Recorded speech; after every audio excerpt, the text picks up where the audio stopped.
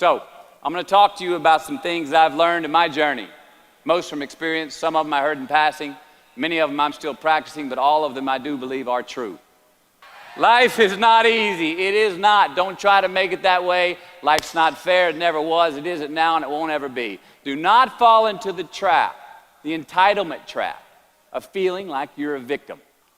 Joy is the feeling that we have from doing what we are fashioned to do, no matter the outcome.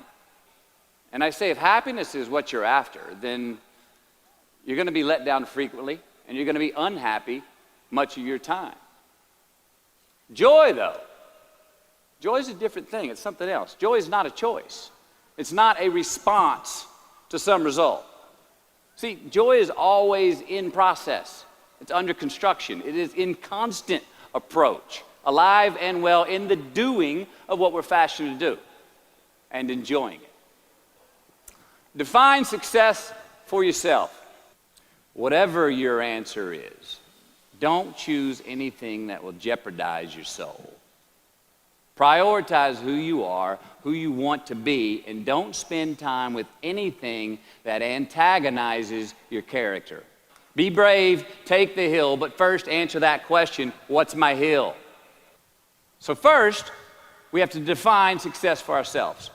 And then, we have to put in the work to maintain it. Take that daily tally. Tend our garden. Keep the things that are important to us in good shape.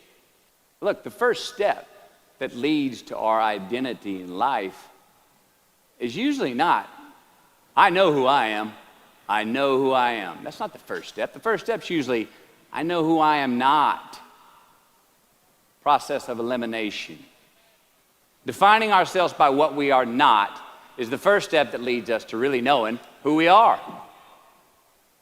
Well, those people, those places, those things, stop giving them your time and energy. Just don't go there. I mean, put them down.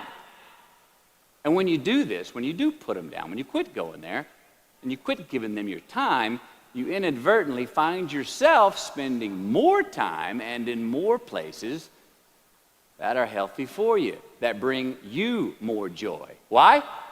Because you just eliminated the who's, the where's, the what's, and the when's that were keeping you from your identity. And if you do this, you will have accidentally, almost innocently, put in front of you what is important to you by process of elimination.